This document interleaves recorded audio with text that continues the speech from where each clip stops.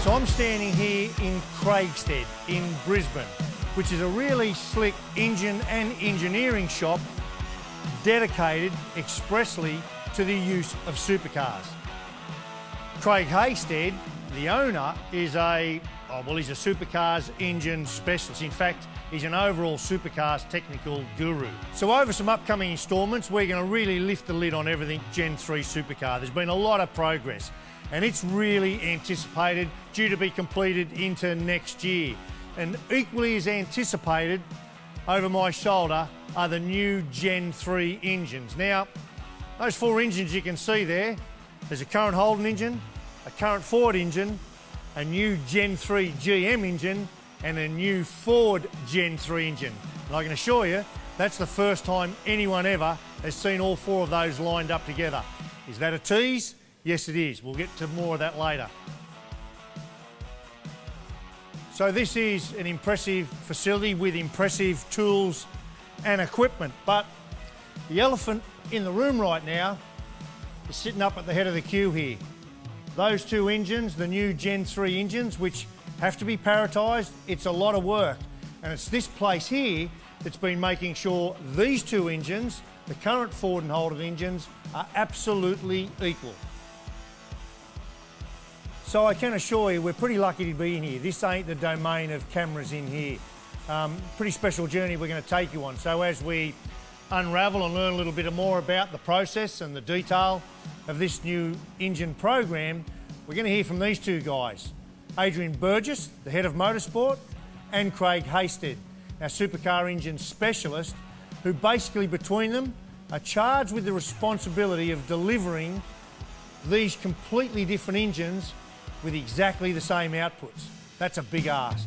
So yep, the door's been opened to us, and you know what? We might just get to see one run on the dyno. That would be cool. And just like everything parity in motorsport, I can tell you there's been a lot of pushing and pulling. It's been political, it's been technical. You've got to appease manufacturers, you've got to appease race teams, you've got to appease you, the fans. So there's been a lot of debate, there's been a lot of heartache, but we're nearly there. But before we get into the new era of engine, I reckon it's really important we recognise and understand where we've come from, how we arrived there, and where we're going. And here's a couple of current engines right now. Let's drag them out. So this, right here, current spec 888 Commodore engine. Probably going to go straight back into Jamie Whincup or Shane Van Gisbergen's car. Beautiful piece. And here, Ford's current engine. This one, sitting out the front door, ready to be shipped. Probably going to Will Davison or Anton De Pasquale's car.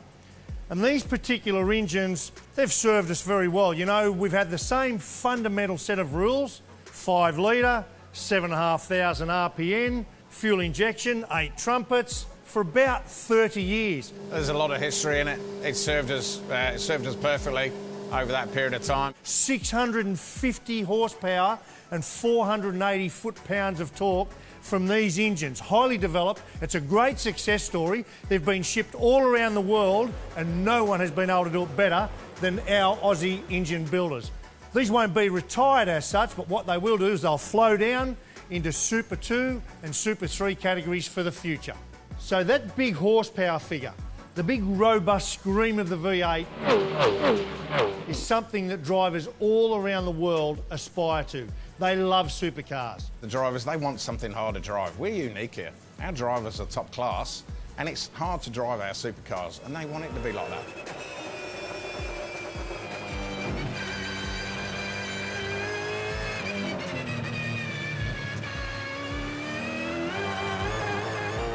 So it begs the question, doesn't it? Why wouldn't we then just leave these two highly developed engines as they are and slot them straight in to our Gen 3 supercar? It's a really good question, a fair question. Well, the answer is kind of twofold. One, relevance, market relevance. This has got more of the manufacturer DNA in it. This is more of what's in your road car, what's currently in the road car, what's in the Camaro, what's in the Ford Performance range.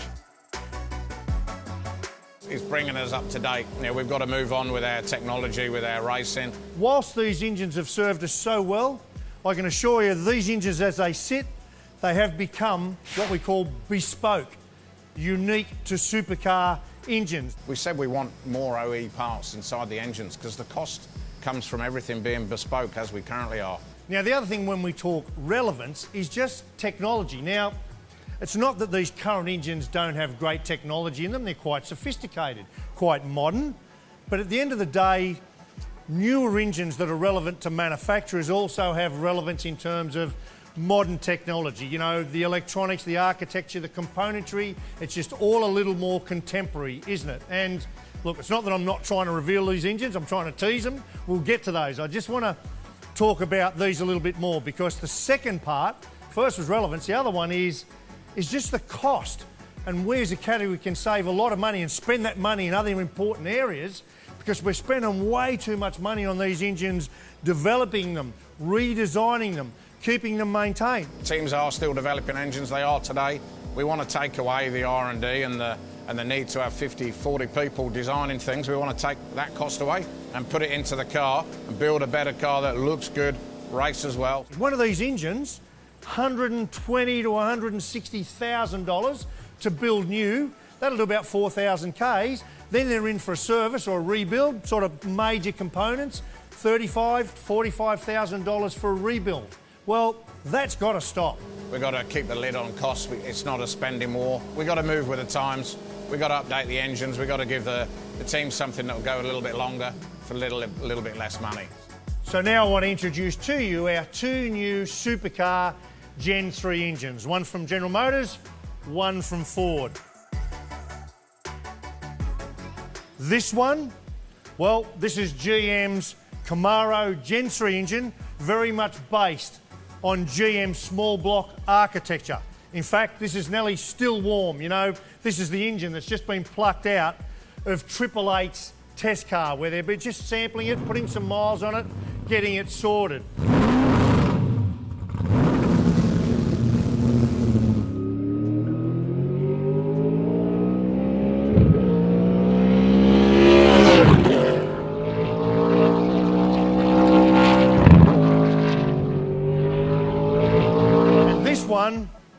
The Ford Coyote engine. This is an engine that you'll see, or variation of, in high-performance Mustangs around the world. Now, when I talk relevance, the really important part here is if I lift the bonnet on a current Mustang or a current Camaro, that's very much what the engines look like. That's really important. These engines have got far more OE parts in them than we've come from. They're pure racing built, no DNA, all bespoke parts. That's expensive. This has got more of the manufacturer DNA in it. This is more of what's in your road car, what's currently in the road car, what's in the Camaro, what's in the Ford Performance range.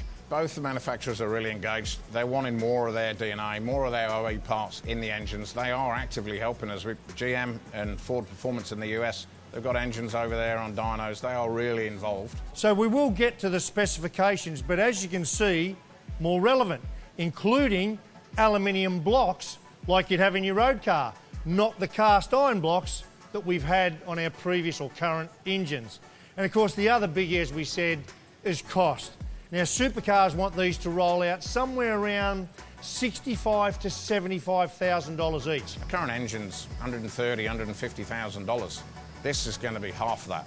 In terms of rebuilds, much, much cheaper. They want to start somewhere around 5,000 Ks instead of 4,000 Ks. The intention is these will get to 10,000 Ks between rebuilds before long. That's what teams want to hear. Well, one of the key things with the Gen 3 was to reduce costs and improve reliability, try and get more engine miles. I mean, I was actually an engine builder and we used to do 1,000 kilometres every engine build. I mean, we look back now and it's just lunacy.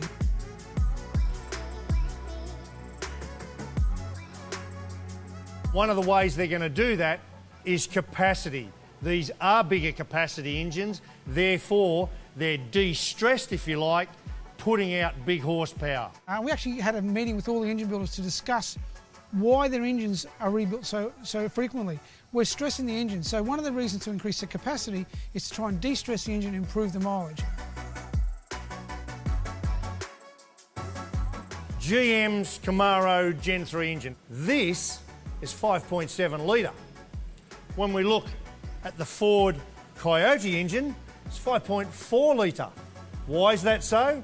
When we talk parity or equalising the performance of these engines, we need to take into account, I said they were different, this is a 2 valves per cylinder single camshaft engine, right? This one, on the other hand, is 4 camshafts, 2 here and 2 here, and 4 valves per cylinder.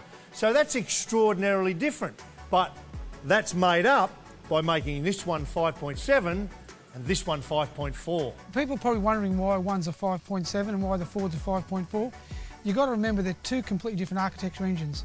To get the constraints that we require, which is the power and the economy, they needed to be different capacity to achieve that. I think the fans are going to see, hopefully, cars that can race closer together. They're less about budgets and technology and what's going on behind the scene. They want close racing, and that's what we're focused on delivering. So some other interesting observations when you look at these two engines, so apart from that capacity change, we've got, both of them got a contemporary intake plenum, very much like you see on any modern V8 in a road car, and both of them, 8 injectors down in there near the ports, both of them only have a single butterfly, right, for air intake. Now, that's important because if you look where we've come from, on our current engines, we've got 8 butterflies with 8 injectors. That is expensive, and that's finished, and that's really good news.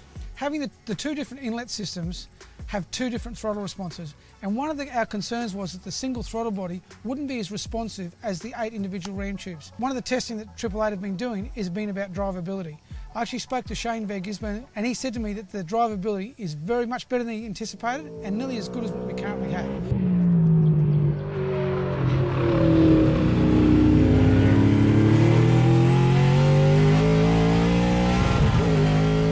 And this is important, controlled by a cable, right, that goes all the way back to the driver's foot.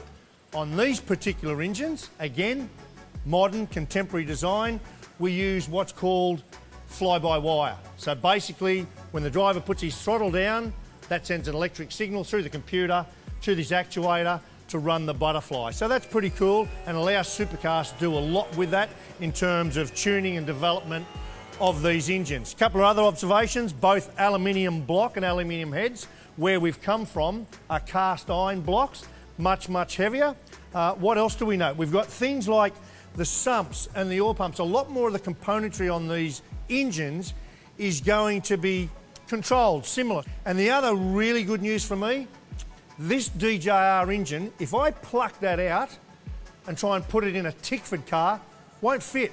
Same basis, but because of where the front pump mounts, the alternator, the oil pump, the way they do their sump, all the fittings and bits and pieces, it just doesn't go in another car. So that's a real problem. So we've got teams up and down pit lane have developed a whole lot of the same engines differently. Now, these engines, this engine can come out of a DJR car and slot straight into any Ford car in the field. That's a really cost-effective thing for the category to do. Now, what's really interesting is the Ford Coyote engine actually has variable cam timing. Variable cam timing, which the Ford have, is late model technology. What it has 4 camshafts, it has positions on each camshaft, so it knows where each camshaft is. That sends it to the ECU. The ECU then controls all solenoids, which changes the position of the camshaft throughout the RPM range. So all 4 cams can change their position as the RPM changes. Very accurate and very quick. What that means for an engine, the engine can, but you're changing the overlap, you're basically changing the position of the camshaft through the RPM range. It makes more power, but more importantly for supercars, it's a good parity tool and it's a way that we can balance the two engines.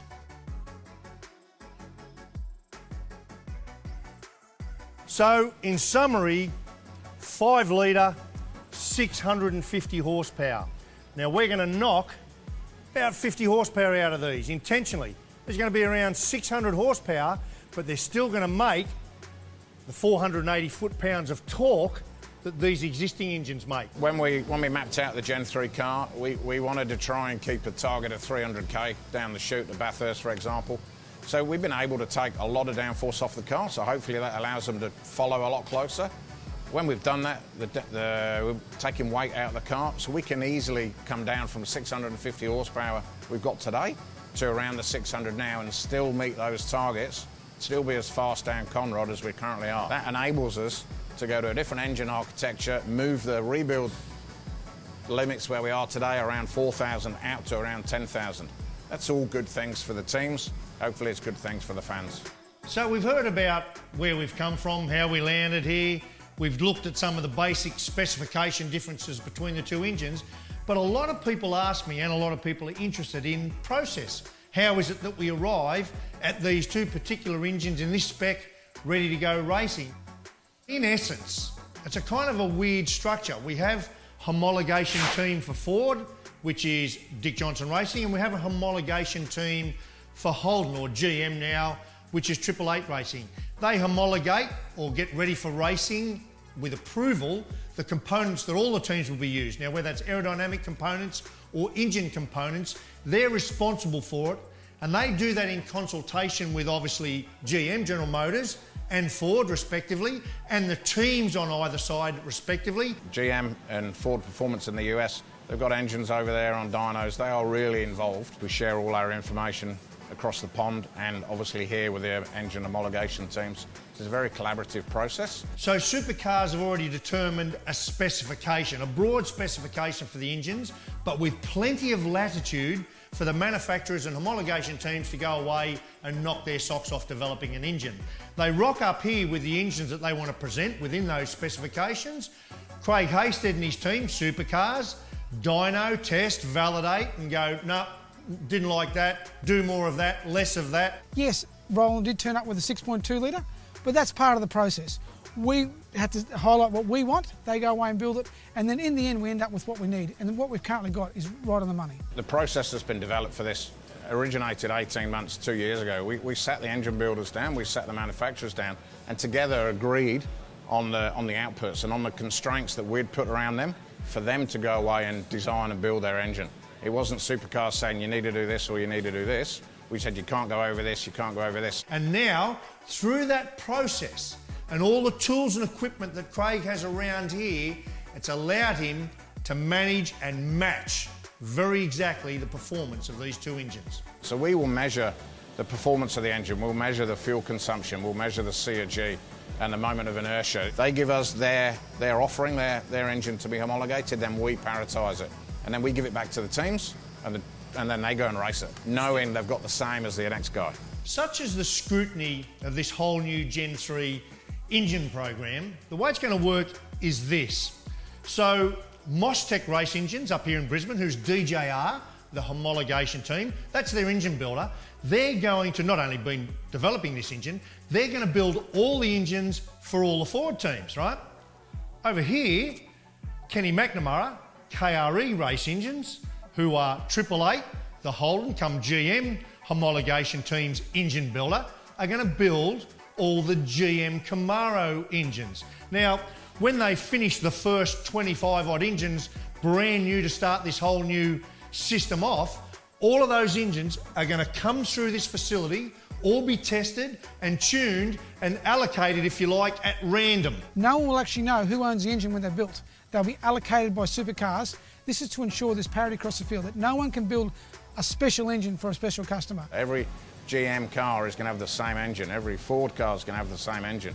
So that's a big part of what we're doing and how Gen 3 is going to deliver us a better product for the fan and for the teams. Now, in measuring these engines and getting parity or equality across both of them, there's really been 5 really key issues that I reckon you need to know about to be comfortable as a race fan that they've looked at. First of all, power. And that's done a very particular way across a whole lot of parameters. Paratising engines is not just about making 600 horsepower or one big number. It's about the curve and how you capture that curve. Supercars, at the start of the car of the future, come up with a unique way of doing it. It's called AEP, Cumulative Engine Power. This is where we test the engine on a dynamometer and we measure the power from 5,800 to 7,450 at 50 RPM increments. The total addition of that power is the maximum power that any engine can make. It's the same process we run with the current engines. It's been very, very successful. We have another formula that we call the EPWA, engine power weighted average. And what that does, that ensures that the curve is in a similar position. That way it stops someone from making a whole heap of power at 6,000 less at 7,500 and vice versa for different tracks.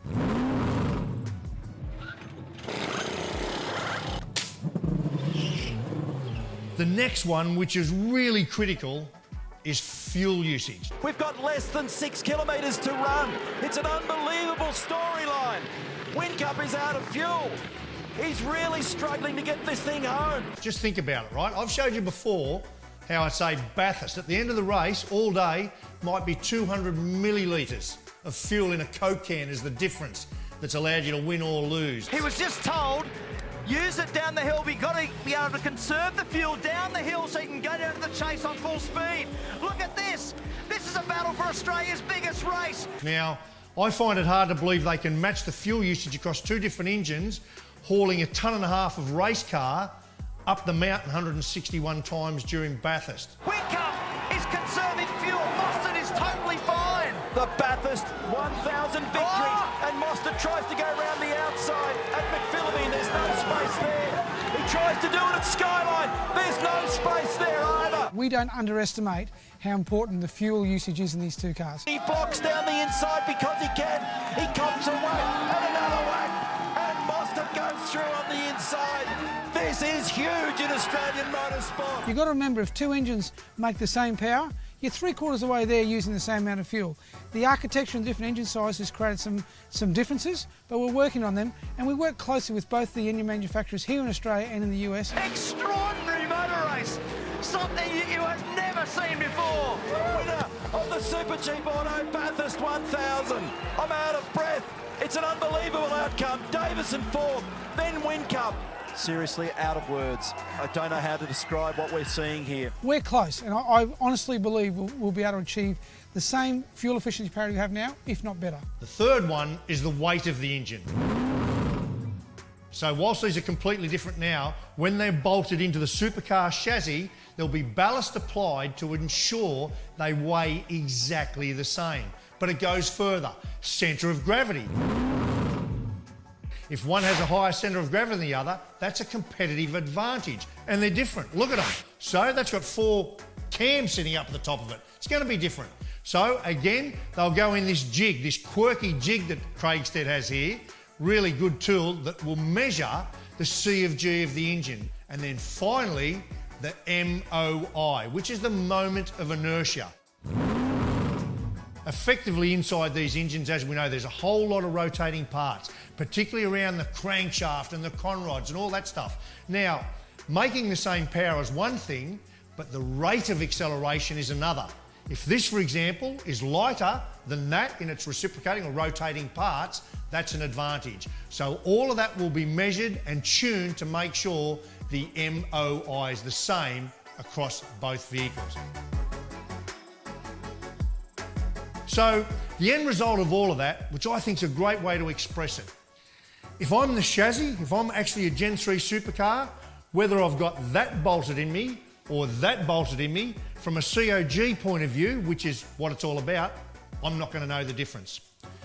From a rear tyre point of view, feeling the punishment from the drivetrain, the way the engine accelerates, the rear tyre is not going to know the difference. Noise is really important to us. It's something that we've been watching other categories around the world, and some haven't done a real good job of it. So the Gen 3 exhaust noise and engine noise has been a very, very important part of our mandate. It needs to sound like a big V8, a Grizzly V8, that's what we want.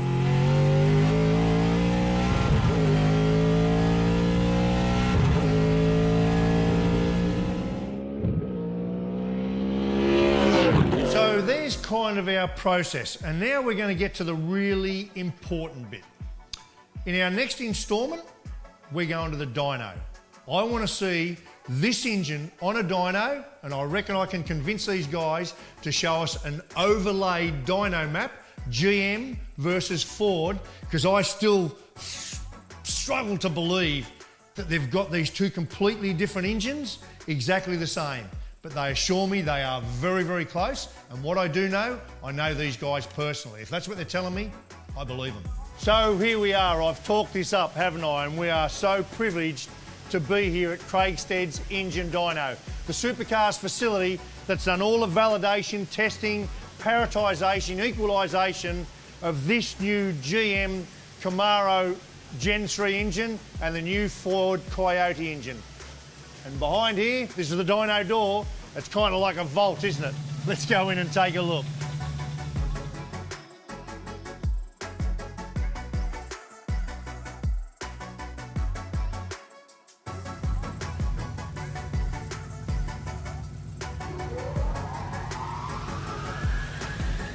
So here we have a typical, albeit very good, engine dynamometer room. Now, Superflow is the maker of this dyno that we're sitting on, industry standard.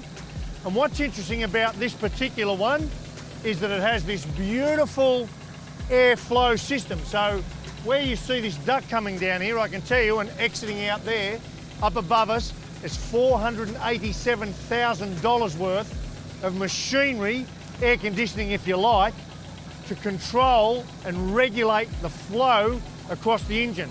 Now all that stuff's really important to validate the performance of the engine when we're comparing GM and Ford, so it's got repeatability. That is everything, so it needs to replicate what it's like in the supercar. So the exhausts are the same, the intersect of the exhaust is the same. These headers are based on what will go in the new Gen 3 Supercars. The water temperature over here replicates what happens in a supercar. The oil temperature replicates what happens in a supercar. Same fuel, same exhaust length, same everything. So when we pull the string on this thing again and again and again, and they have done hundreds and hundreds of hours of back-to-backing the GM and the Ford, we know that we're getting repeatability in our results. So ticking over right there is our new Ford Coyote engine, ready for Craig to pull the string. And I've got to say at this point, I'm still gobsmacked that two engines of such different architecture, of different capacity, from two different manufacturers, he reckons he's got them bang on. As I said, he's a mate. He used to be my own engine builder. I trust the guy. If he says they overlay really, really well, I'm going to believe him. But I've said to him, mate, you're going to have to show us. So here we are in the dyno, or at the dyno operator console. Craig's sitting here ready to what we call pull the string. There is no string, it's a lever, but it's an old racing term. Now, Craig wants to pull the string when this temperature gets up to about 95. But what's really cool about this is incredible access we're getting here. Over here, that I can't show you too closely, but I can tell you, with my hand on my heart, we're not going to stitch you up, there's no tricky editing here, is the power and the torque map of the GM engine. And what we're going to do is close in really close so you can see when Craig pulls the string on the Ford Coyote just how closely this thing's going to overlap. I haven't seen it, and I trust that he's telling me the truth. Here we go.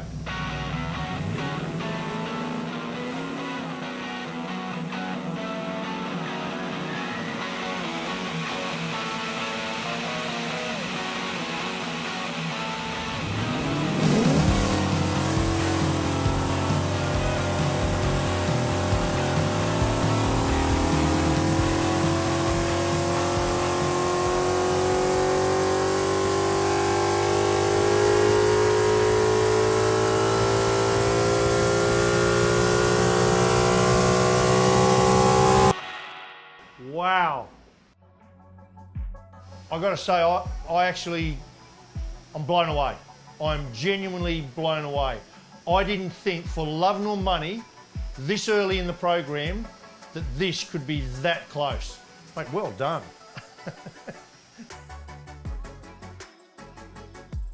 So you can see it closer.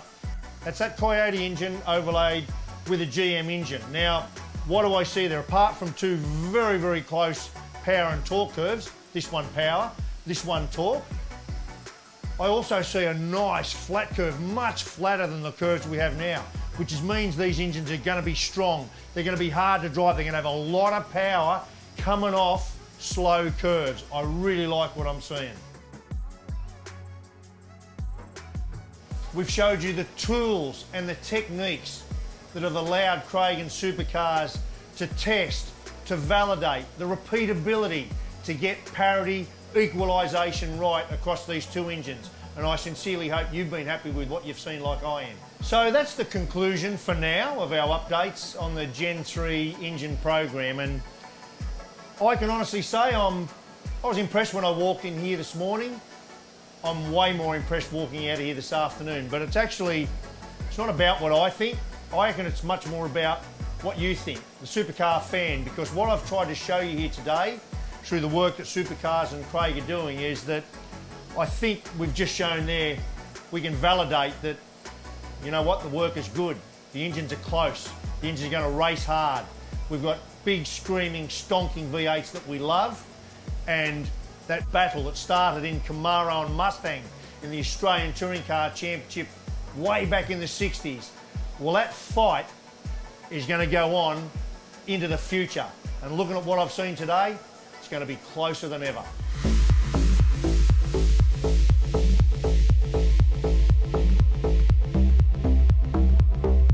So I'm here today at Dick Johnson Racing at Stapleton, which is smack between Brisbane and the Gold Coast. And we're also checking in here at 888 Race Engineering at Banyo, just on the north side of Brisbane.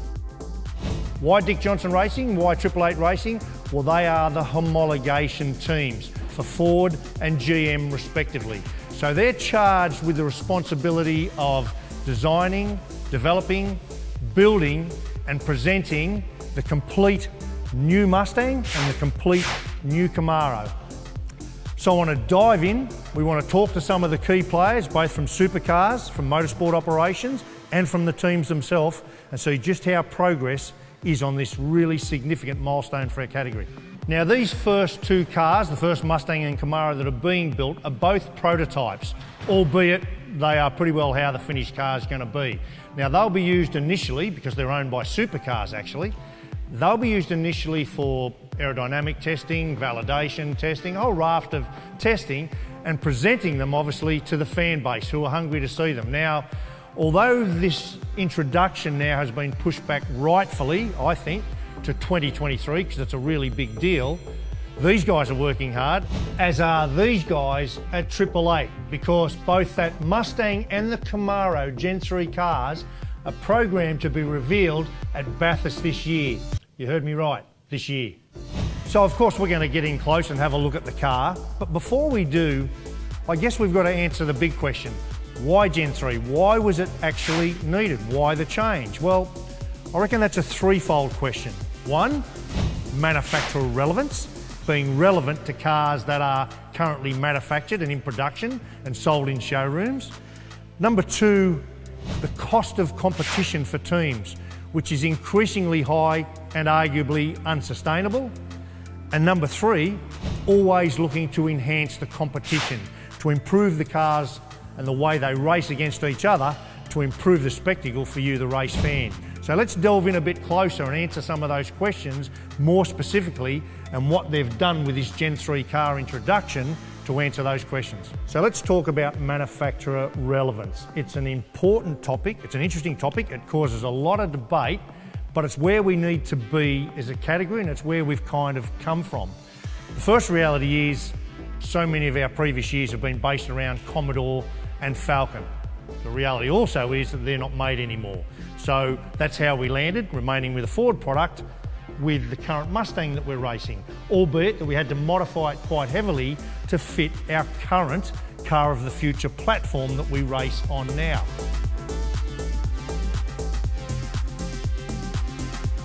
That's not what the future is going to look like. But Supercars want the category to remain relevant by using very much the shape, the facsimile, if you like, of the vehicles, a more muscular, bigger brother of what you can buy on the showroom floor. And for the moment, although there's other manufacturers are welcome to come along, we are very fortunate that Mustang and Camaro want to play that game.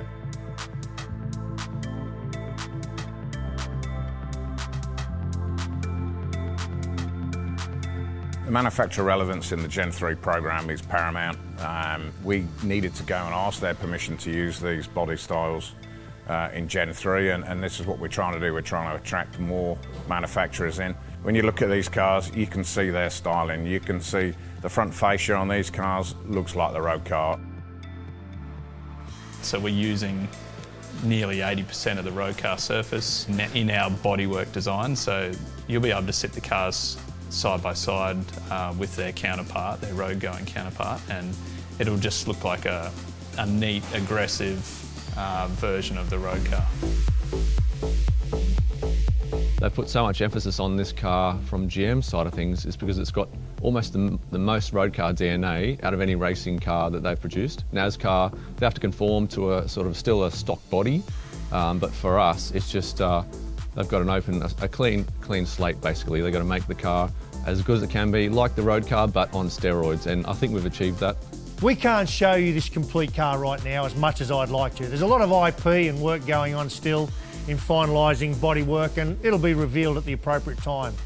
All of these decisions, the bodywork, the engine platforms, they're all being signed off at the top of town. You know, North America knows exactly what we're doing down here in Australia. So to have their involvement, it's great. It shows you how powerful our series is and how well respected it is. And knowing that now in supercars we match the downforce levels, we make sure each car is paratised as well as it can be, you've got more freedom to make it look as cool as possible. You're not worried about, oh yeah, that's going to give away a bit of downforce or that's going to add a bit of drag. The teams need these manufacturers. They bring passion, they bring loyalty, they bring a fan base, they bring funding, they bring so much to our category. They bring relevance and they bring, what's the word, they validate us. They've been heavily involved in, right from the top, and I mean the very top of GM in the United States. And that shows you really, and demonstrates to everyone, I think, how enthusiastic they are about this Gen 3 race car. On a world scale, on a global scale, they give us credibility. I think we help ourselves as a sport a lot, keep ourselves also in the frame worldwide, you know, as the premier touring car category based on circuit racing. We need to have that credibility that those brands bring us to help us have that stature, which then feeds through to sponsors, it feeds through to drivers, it feeds through to media deals, and of course that's all backed up by a fan base, hopefully. Yeah, this whole program, we set up a bit of a world council. So we had Jim Campbell, very top of GM. We had Mark Rushbrook, very top of Ford Motorsport. They've been involved from the start. Now, an important part also of that manufacturer relevance is where we've come from. I mean, forever. Collingwood versus Carlton, State of Origin, Maroon versus Blues, we have been red versus blue. Holden versus Ford. Now, that's going to continue, and that's great news, because if you've ever been a Holden supporter, well, by default, you've been a General Motors Holden supporter, and Camaro is General Motors. Sure, the badge ain't red anymore, it's blue, but it's still very much the red camp versus the blue camp, and I think that's really good news.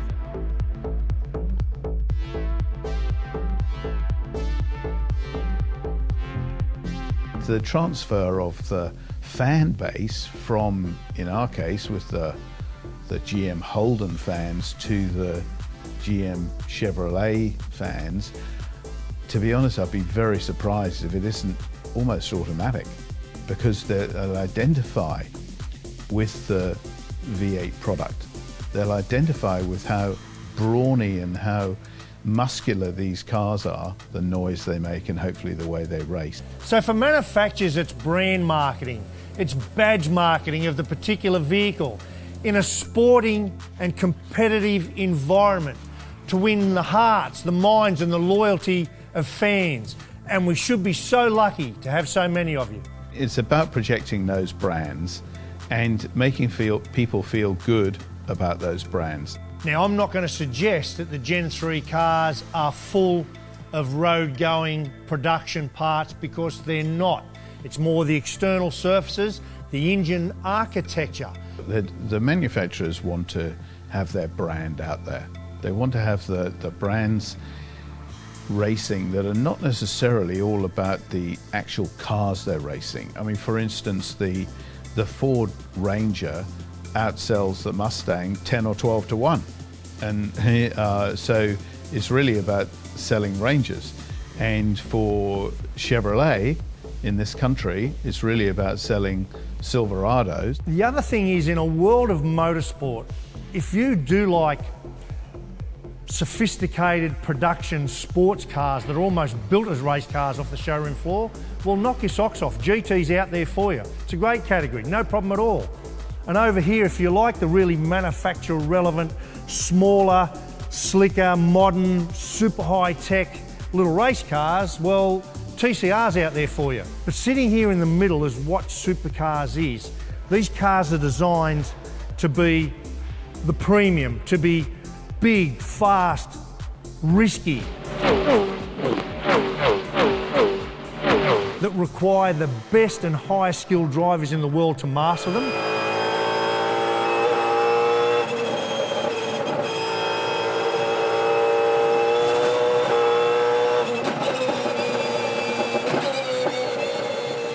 And the very best teams, touring car teams in the world, to run them. The market has migrated to smaller cars, SUVs, utilities, and they're not supercars.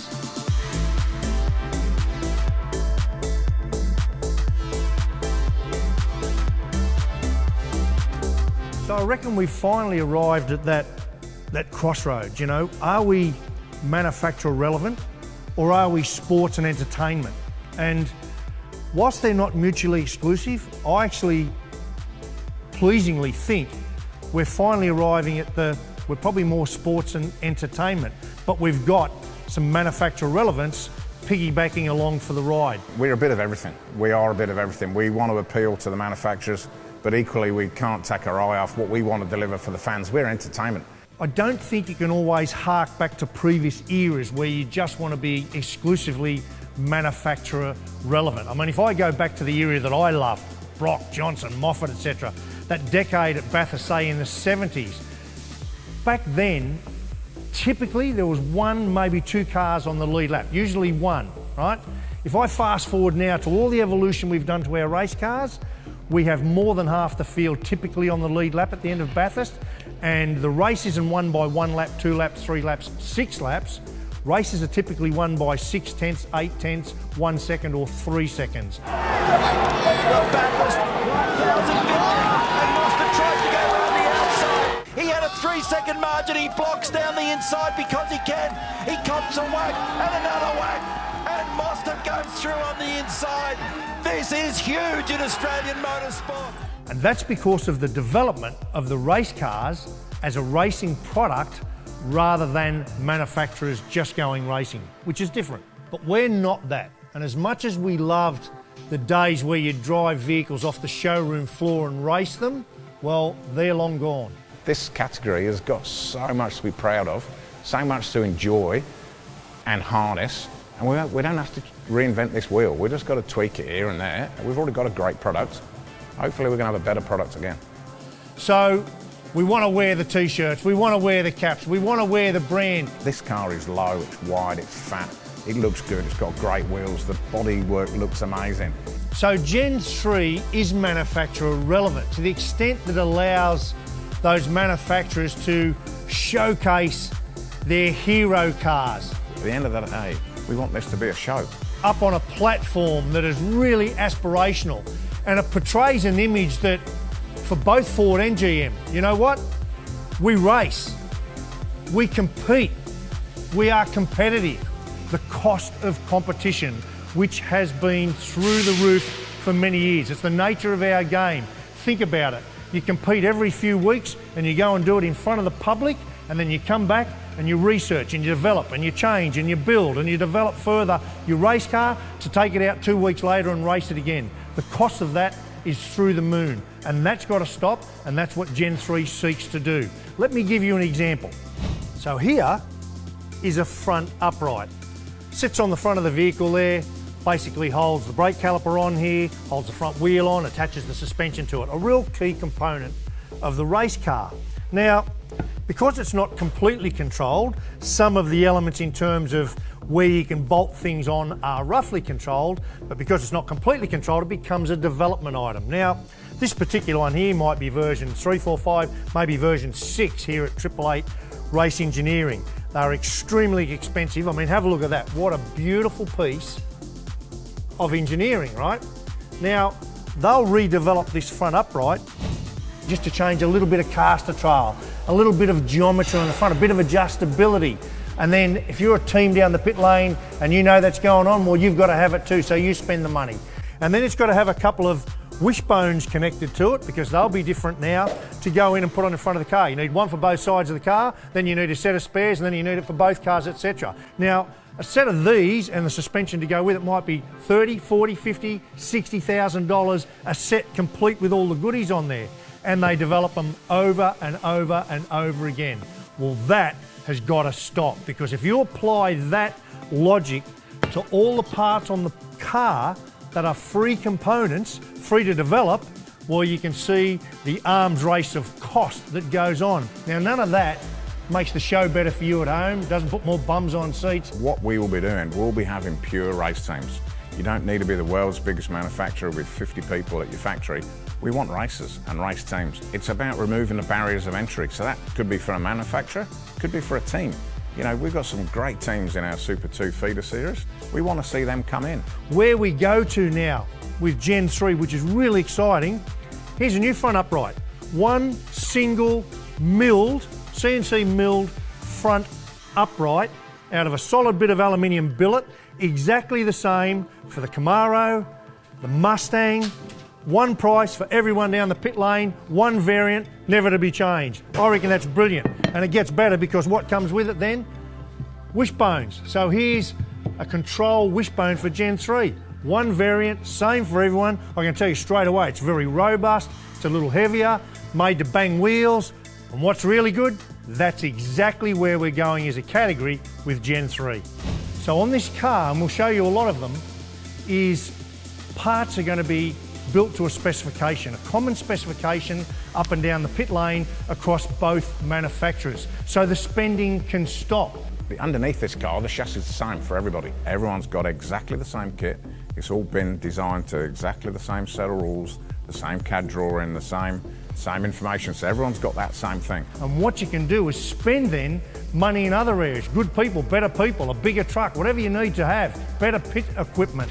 But what you won't be doing is endlessly designing and developing parts for cars to find tiny little fragments of speed or potential speed, or maybe none at all. It's a really important part of it. So the upright that's on the car now will be the upright that's on the car in 3 years' time. We used to spend $1 million for 2 cars on engines.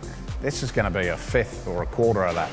But equally important, this is still motorsport, the art of motorsport, the game of motorsport. So what supercars have done is left a lot of adjustability, or built a lot of adjustability into the cars. So the things that still allow teams to go fast and slow and the cream to still rise to the top will absolutely happen, but without the money being spent in unnecessary areas. The people will become a big part. The driver will become a big part. The chief engineer, the crew chief. So think about it when you send a car out on a racetrack, starting with tyre pressures, cambers, casters, wheel alignment, spring, shock absorber adjustments, blanking on the car, ride heights, pitch, rake, it goes on and on. Strategy, the driver. So there's a million ways to get yourself lost without having to spend all of that development money where you don't need it. The energy is going to move a little bit. It's going to be about race teams as opposed to manufacturers and designers. So let's dive in and have a closer look at some of the key elements, some of the build, the construction of this first Gen 3 supercar. Now, it hasn't got all its bodywork on, and we're not going to see it with all its bodywork on, because obviously manufacturers at the moment, still in the homologation process, the approval process, the testing process, are still playing with some finalities. So you might have to wait for the launch, but you'll get the gist of what's going on. And I've got to be honest, there is so much even for me to take in. I haven't seen any of this stuff, and it's just blown me away how different everything is. It's fundamentally similar to what we do now in terms of a big steel floor pan, if you like, and some of these sills down here, but a tubular chassis is robust, it's safer than where we've come from. The suspension points, this is the same now for everyone with a bunch of adjustments. The Super Shock control damper remains. It's like a reset almost for the category for the engineers. It's going to still maintain a level of adjustability for and differentiation for the engineers to to tune the car. I think there'll be quite a bit of a shift from the current sort of modus operandi of V8 supercar teams, where you've got to be almost a jack of all trades, bit of a designer, bit of a race engineer, data engineer. It's probably even shifting a bit more to European or general motorsport sort of philosophy around the world, in that you're a track operations guy, you run the car, you have to optimise the setup, work with the driver, sort of have a bit more of a relationship there, making sure you optimise every single detail, because without being able to design a new upright and get a couple of tenths here or there, it's just all about how you run the car, the best setup. You can see the fuel cell now, 135 litres, so bigger than where we are now at 111 litres. Inboard and even safer than where it currently is. I really like that. Now, one biggie I just noticed, I don't see a fuel receptacle on here, and it's going to have to be different because it's up higher. Where we plug the fuel in is going to have to be higher. And look at this, Flinty's brought this out to show me. This is very cool, very IndyCar-like. This is going to be the new plug-in facility for supercars going forward. And there is, you can see there, the receptacle that'll fit into the car. Just from a crash structure perspective, this is a big game changer for me, is there's a joint here, here, and here. This is the rear clip. It joins here and down the bottom here. If you have a big shunt on a Saturday afternoon at an event, rather than get out welders and work through the night or put in the truck and take it home, you're going to literally be able to unbolt all that clip, they call it, and take it away if it's damaged, grab another one out of the truck and put your whole rear end. All the panels you see are composite. Everything is either carbon fibre, Kevlar, maybe some fiberglass in there, but everything composite. So easy to fix, easy to replace, and you don't have to go and buy expensive parts from the car parts store and modify them. And check this out. Here's the roof of the car. Like, look, seriously light. And there's the hatch. So the medicos can access the driver to work on if needed from above the car. All of this quite low down close to the driver, which was all about the Gen 3 concept, so we could replicate the exterior surfaces of the road car. The driver, inboard, a long way back.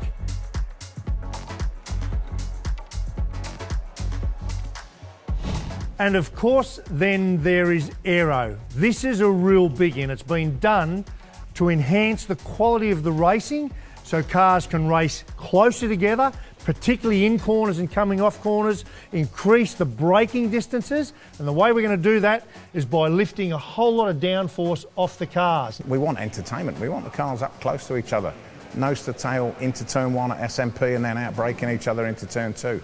You can't do that with the old car. So this is what we're trying to address. Downforce, aerodynamic downforce at speed, makes the biggest component of car performance of all. So a typical supercar right now at 200 k's an hour is making about 450 kilograms of downforce. That allows the tyres to stick to the road and you can get around corners a whole lot quicker. So think across the mountain at Bathurst, right? Now think Gen 3, we're going to take that away to give you only 30%, probably somewhere closer to 140 kilos of downforce overall. That's nothing. That's more like a road car. That's a great thing for the category. We're going to see the cars move around a lot more. There'll be corners that aren't corners now, they're flat now, but they'll be definitely, seat of the pants style. Like one particular example, we think through the chase, it's pretty easy flat. They get around there, break in a straight line, happy days, but coming to the Gen 3, we expect, that's going to be a lift, that's going to be a slide the rear around, and that makes it entertaining for the fans. Probably also makes a bit more of a braking sort of overtaking point. So how supercars will reduce that downforce is firstly the rear wing. It'll be a new profile, redesigned, so it just won't make the same amount of downforce. And the other way at the front of the car, which is really, really important, is here we have a front bar off a current Commodore. So we've got this big lip hanging out the front here, right, which obviously on its own makes some downforce. But more importantly, when we come around the back here, this is where the real downforce is made on the front of the car. We talk a lot about the under tray. I've showed you the under tray. In the Gen 3 example of this is gone. No under tray. We want to still try and keep it raw and natural. Big grunty V8, a nice big slick tyre, lots of mechanical grip that take away that aero.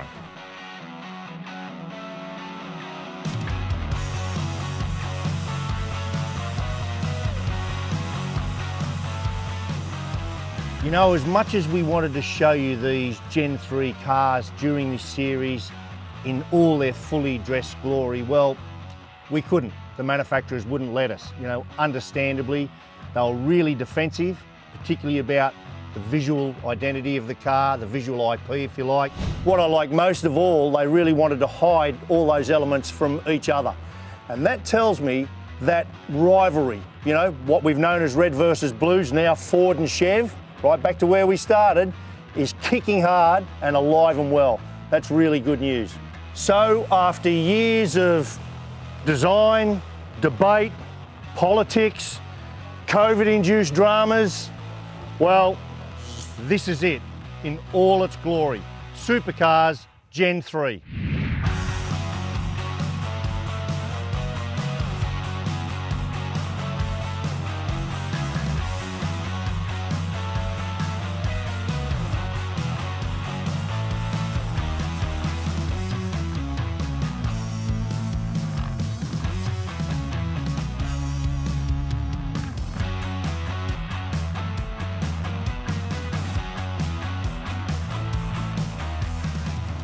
So you're witnessing a little bit of supercar history right here, as that Camaro with Brock Feeney and the Mustang with Alex Davidson at the wheel hit the racetrack, depart the pit lane for the very first time.